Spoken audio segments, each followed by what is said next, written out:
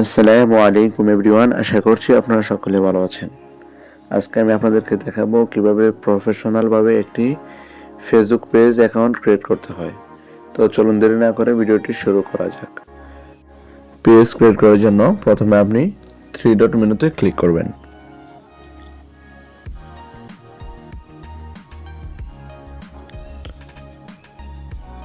Three dot মেনুতে click করার পর নিচে দেখবেন পেজ লেখা অপশন আছে, সেখানে ক্লিক করবেন। তারপর দেখবেন উপরে বাম সাইডে ক্রিয়েট লেখা অপশন আছে, সেখানে ক্লিক করবেন। তারপর দুটি ইন্টারফেস শো করবে, আপনি প্রফেশনাল দিয়ে নেক্সটে ক্লিক করবেন। তারপর গেট স্টার্টে ক্লিক করবেন। তারপর আপনার পেজের নাম চাইবে, এখানে অবশ্যই ইউনিক একটি নাম দিবেন, অর্থাৎ যে নামে আপনার অডিয়েন্স আপনাকে সহজে খুঁজে বের করতে পারবে এবং যে নামে অন্য অ্যাকাউন্টগুলো থাকে না, এরকম একটি ইউনিক নাম দিবেন।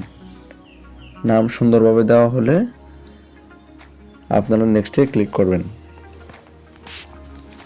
নেক্সটে ক্লিক করার পর এখানে আপনাদের ভিডিওর ধরন অনুযায়ী ক্যাটাগরি সিলেক্ট করবেন।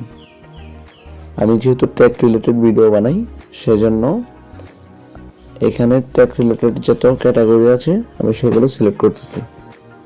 আপনারাও আপনাদের ভিডিওর ধরন অনুযায়ী ক্যাটাগরি সুন্দরভাবে সিলেক্ট করে নেবেন। ক্যাটাগরি সিলেক্ট করা হলে আপনারা ক্রিয়েট অপশনে ক্লিক করবেন।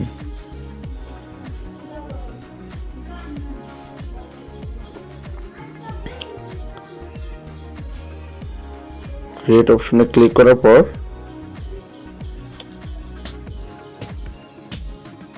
আপনাদের সামনে finish setting up your page এরকম একটি ইন্টারফেস শো করবে। আপনারা এগুলো পূরণ করে নেবেন। ভিডিও যেন লম্বা না হয় সেজন্য আমি এগুলো পূরণ করছি না।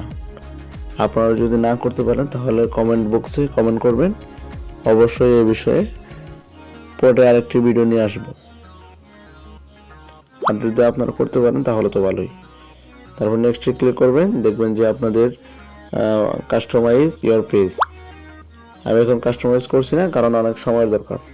তারপর আপনারা চাইলে সকল ফ্রেন্ডকে ইনভাইট পাঠাতে পারবেন। আমি আমার সকল ফ্রেন্ডকে ইনভাইট পাঠিয়ে দিলাম।